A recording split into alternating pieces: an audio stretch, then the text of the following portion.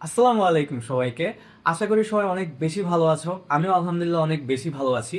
আজকের ভিডিওতে তোমাদেরকে আমি এমন তিনটা কম্পোজিশন শিখাই দিব, যেই তিনটা কম্পোজিশন পড়লে আল্লাহর দুনিয়ায় আর কোনো কম্পোজিশন তোমাকে ঠেকায় রাখতে পারবে না।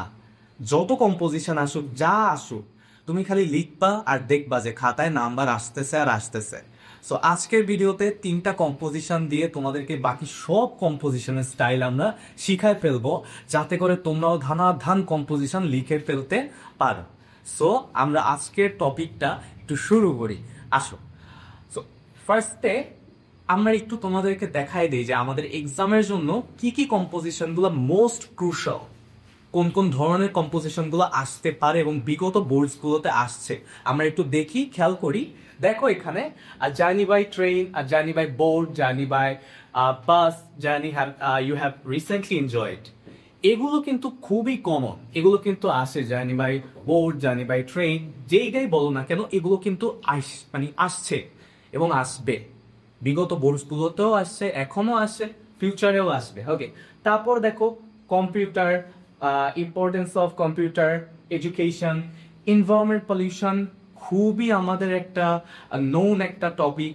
তারপর দেখো ফিমেল এডুকেশন, এটাও আসে, অনেক important. The importance of female education, girls education, floods, flood, have I witnessed floods in Bangladesh. Okay, ঘুরে ফিরে ক্ষেত্রে এগুলোই আসতেছে।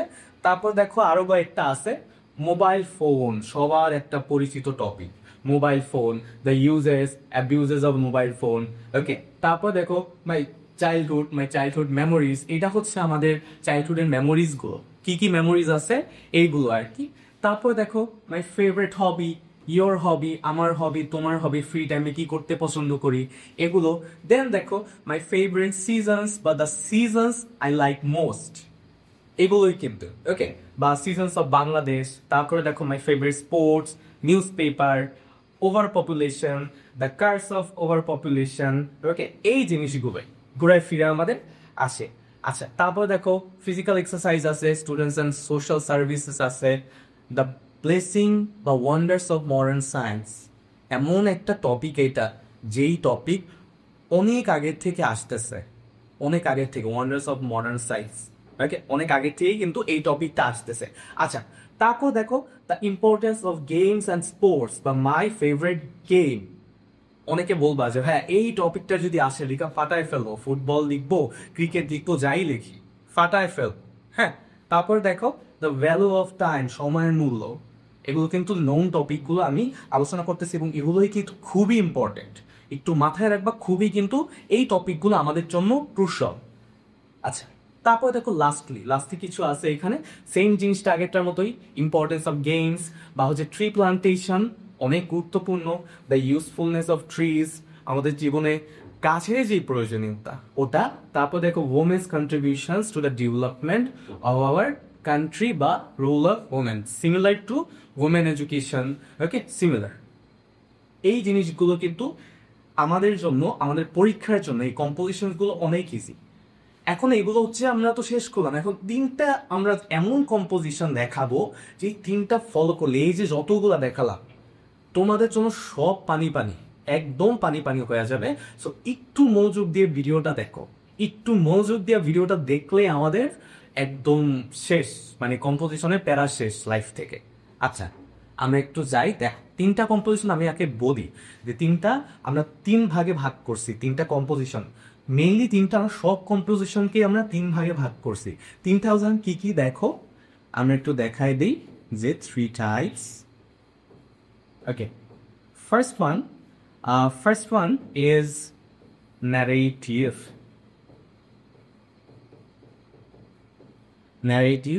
Second one is descriptive. Okay, descriptive. Third one is argumentative. Okay, আমরা লিখে ফেলি argumentative.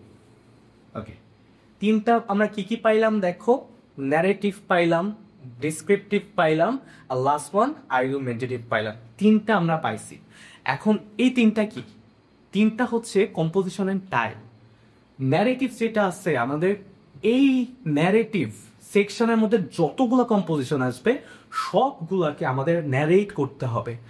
যে কোনো গল্প, আমাদের লাইফের গল্প, আমাদের লাইফের এক্সপিরিয়েন্স এখানে বলতে হবে, সবার সামনে তুলে ধরতে হবে কি কি হয়েছে, কি কি ফেস করছি, এই জিনিসগুলো, যে কোনো একটা স্টোরি। ওকে, তারপর ডেসক্রিপটিভ যে আমাদের কম্পোজিশনসগুলো আছে, একটা স্পেসিফিক টপিক যেটা আমাদের বলবে লিখতে, সেই টপিকের উপরে ডিসক্রাইব করতে হবে, ইলাবোরেট করতে হবে, এক্সপ্লেন করতে হবে টপিকটাকে।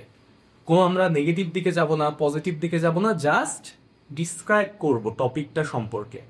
ওকে, লাস্ট ওয়ান, আর্গুমেন্টেটিভ। এইটা হচ্ছে আর্গিউ একটা ভাব আসতেছে না, আমরা ঝগড়া বিবাদে আমাদের যাওয়া লাগবে না, জাস্ট যেটা করতে হবে সেটা হচ্ছে তোমার একটা সাইড চুজ করে ওই ওই সাইডটা হয়ে শেষ পর্যন্ত লিখে যেতে হবে। জাস্ট একটা সাইড চুজ করতে হবে। হ্যাঁ, যেমন তোর ইউজেস বা অ্যাবিউজেস অফ মোবাইল ফোন, বা মোবাইল ফোন শুধু আসলো মোবাইল ফোন, এখন হয়তো তুমি ইউজেস সম্পর্কে লিখবা বা অ্যাবিউজেস, এটার নিয়েই তোমার স্ট্রং একটা লজিক ক্রিয়েট করতে হবে, ওইটা নিয়ে শেষ পর্যন্ত লিখে যেতে হবে। ওকে, সো এইটা হচ্ছে তিনটা টাইপ, এই তিনটা টাইপের তিনটা কম্পোজিশন দেখাবো ভাইয়া তোমাদেরকে, যেটা দেখলে আমাদের সব চিন্তা শেষ কম্পোজিশনে। সো একটু শুরু করি আমরা। দেখো, ফার্স্ট ওয়ান, ন্যারেটিভ কম্পোজিশন। ন্যারেটিভ কম্পোজিশনের মধ্যে খুব নোন একটা topic, a journey by train, খুব নোন একটা টপিক। এখন এর মধ্যে আর জার্নি বাই ট্রেন আসুক, জার্নি বাই বাস আসুক, জার্নি বাই তোমার বোট আসুক, যাই আসুক, জার্নি বাই রিক্সা, রিক্সা তো আসে না, বাট মেইনলি এই জিনিসগুলো আসে আর কি। হ্যাঁ, সো এটা টাইপ আমাদের childhood, childhood memory of mind, বা ধরো my first day at school, সব কিন্তু সেম, সব কিন্তু সেম। সো দেখো, এই ন্যারেটিভ এসেগুলোতে বা কম্পোজিশন বলতে আমরা কি বলছি, গল্প বলতে হবে ভাই আমাদেরকে। একটা যে কোনো গল্প, আমরা কি এক্সপিরিয়েন্স করছি একটা টাইমে, আমরা কি এক্সপিরিয়েন্স করছি, ওই এক্সপিরিয়েন্সটা তোমাদের শেয়ার করতে হবে। আচ্ছা, সো এইখানে দেখো, a journey by train has a great attraction for most of us. যে জার্নি বাই ট্রেন হচ্ছে খুবই একটা ভালো অ্যাট্রাকশন আছে আমাদের সবার জন্য বা অনেকের জন্য।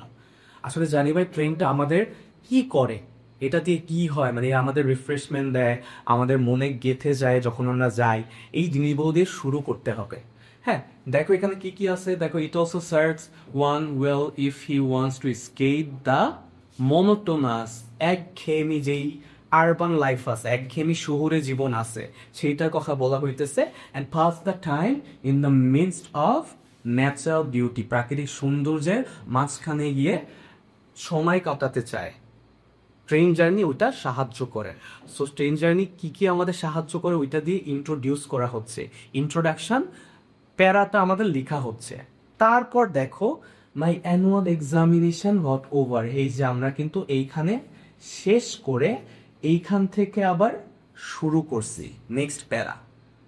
এইখান থেকে দেখো, মাই অ্যানুয়াল এক্সামিনেশন গট ওভার মানে কি, মানে হচ্ছে এখন এখান থেকে গল্প বলা শুরু হয়েছে, এখন থেকে গল্প বলা শুরু, গল্প বলা চলতে থাকবে। দেখো, বিভিন্ন প্যারা প্যারা প্যারা প্যারা করে গল্প বলা শুরু হবে। দেখো, during this time of the year the weather is good enough to make a journey, যে ওই যে আমাদের ছিল, ওই সময়টা ছিল, ওই সময়টার মতো ওয়েদার এত সুন্দর ছিল, এটা খুবই পারফেক্ট ছিল একটা জার্নি করার জন্য।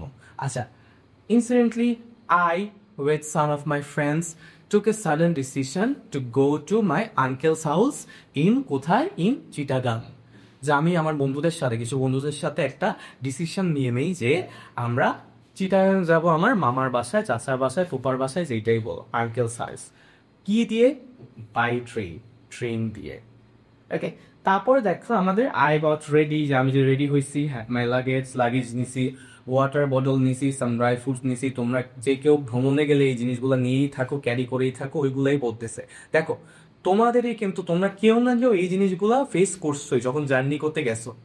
বাসা থেকে ধরো তোমাদের আম্মা বা আব্বা অনেক কিছু নিচ্ছে, হ্যাঁ, লাগেজ, খাবার দাবার, এই জিনিসগুলা নিছে। এই জিনিসগুলাই কিন্তু এখানে বলা হচ্ছে। ওকে, তারপর দেখো আমরা একটু নেক্সট ইয়াতে যাই, যে মাই ফ্রেন্ডস ওয়ার ওয়েটিং, আমার বন্ধুরা যে আমার জন্য অপেক্ষা করছিল। জাস্ট পুরাটা আমাদের কম্পোজিশন জুড়েই আমরা যে একটা গল্প, আমাদের এক্সপিরিয়েন্স, ওইটাই কিন্তু বলতেছে। তারপর দেখো যে we stood in the queue, যে আমরা বড় বিশাল যে লাইন ছিল, লাইনের মধ্যে হচ্ছে ছিলাম টু বাই আওয়ার টিকিট কেনার জন্য। We hired a porter.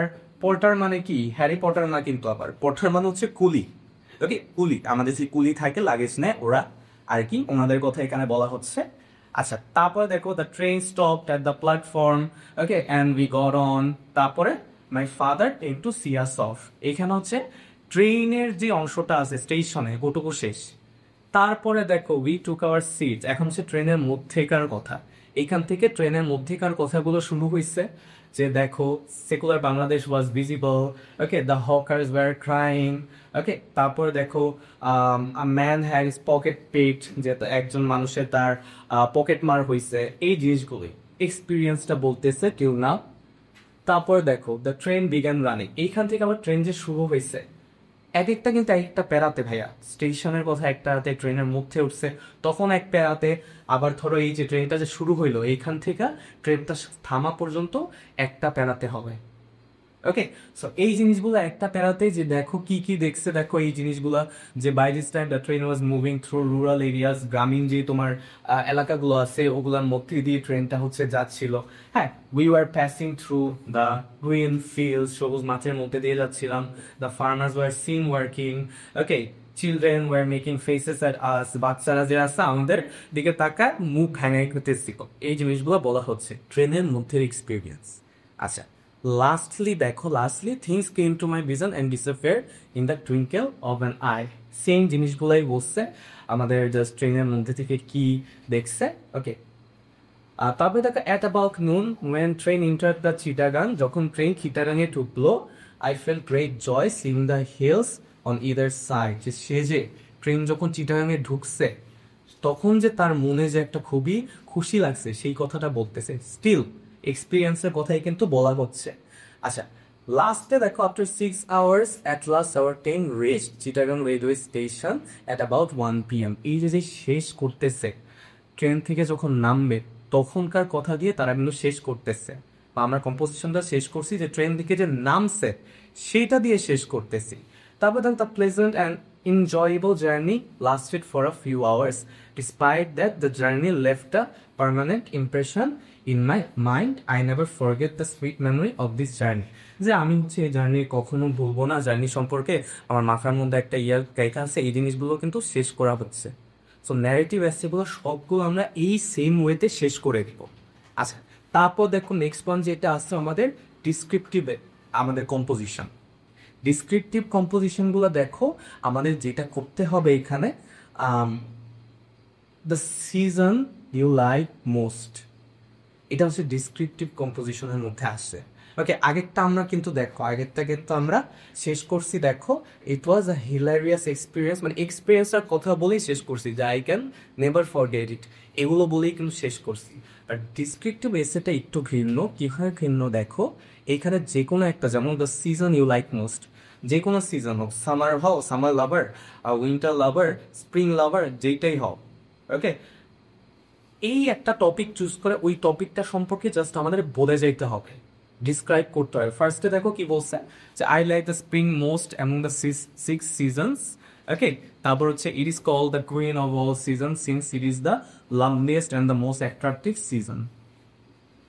যে স্প্রিং এর ব্যাপারে ও চুজ করছে কি, এখানে চুজ করা হয়েছে স্প্রিং এর ব্যাপারে, এবং স্প্রিং এ কি কি আমাদের স্পেশালিটি আছে সেইগুলো দিয়ে ইন্ট্রোডিউস করানো হইতেছে। তারপরের প্যারাতে the spring comes in the middle of February and last in the middle of April. কোথা থেকে, মানে কখন আসে স্প্রিং আর কখন শেষ হয় এগুলো বলতেছে। ডিসক্রাইব পুরাটা দেখবা যে ডিসক্রাইব করা হচ্ছে এখানে।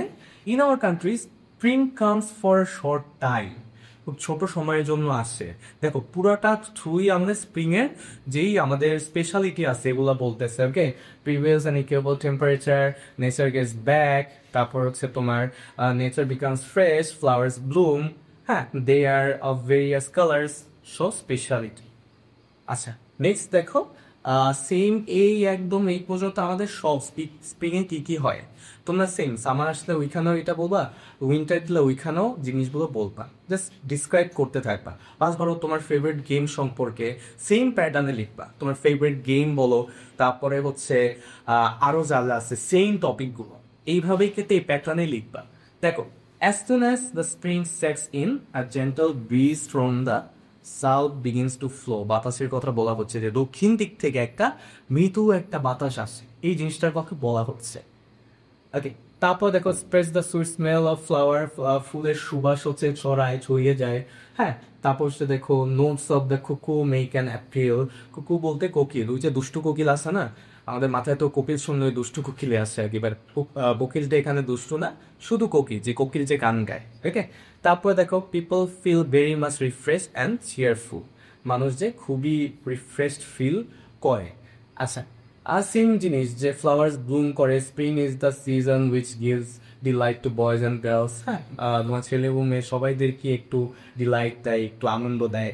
ওকে, there are joy and liveliness all side, সব দিকেই একটু আমাদের আনন্দ আছে আর কি। হ্যাঁ, everyone has his own best season, সবাই নিজেদের আমরা শেষ করবো এই লাইনগুলো দিয়ে শেষ করবো, যে সবাই নিজেদের আছে বেস্ট সিজন বলো, বেস্ট গেম বলো, ফেভারিট হবি বলো, যাই বলো, সেম প্যাটার্নে আমরা শেষ করবো।